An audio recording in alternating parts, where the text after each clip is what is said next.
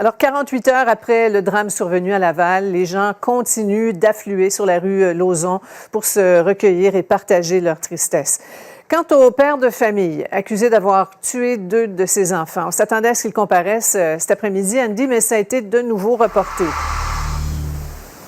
Exact. Audience reportée à demain après-midi, Sophie, effectivement. Je dois vous dire, on est toujours sur la rue Lauzon ce soir dans le quartier Sainte-Dorothée. Je vous montre des images en direct, des lampions, des gerbes de fleurs. Vraiment, on a assisté au cours des 2 dernières minutes vraiment à des scènes assez touchantes, là, des pères de famille, des mères de famille qui viennent se recueillir avec des enfants, de longues caresses. Bon, on sent qu'on a besoin de parler et tout ça est bien correct, bien sûr, parce que vraiment un drame qui s'est joué ici dans le quartier Sainte-Dorothée. Revenons à cette audience, Sophie.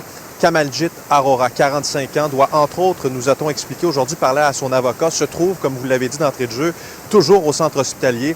Je rappelle qu'il aurait vraisemblablement consommé une substance inconnue afin de mettre fin à ses jours, mais bon, sans succès. Aurora, Sophie, est accusée des meurtres prémédités de son fils de 11 ans, sa fille de 13 ans, mais aussi de voies de fait par étranglement sur sa conjointe.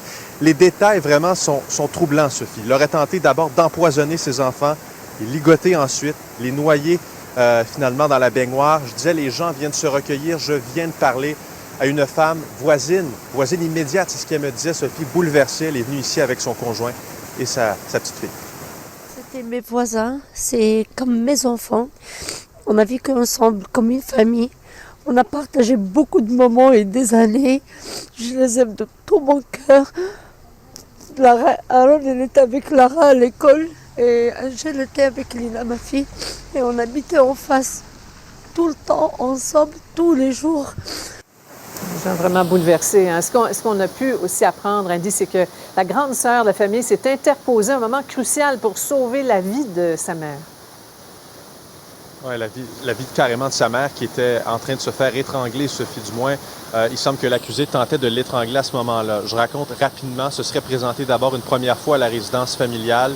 Et là, bien, son père lui aurait refusé une première fois l'accès à la résidence familiale. Alors, elle se demande ce qui se passe, vraisemblablement se tourne vers chez une voisine, demande de l'aide, revient. Et là, elle aurait réussi à entrer à l'intérieur de la résidence, se serait littéralement jeté sur son père, voyant qu'il tentait d'étouffer sa mère. Et donc, on connaît la suite. Aurora a été arrêtée, accusée, Sophie. Voilà concernant ces derniers développements dans cette histoire terrible ici à Laval. Merci beaucoup, Andy.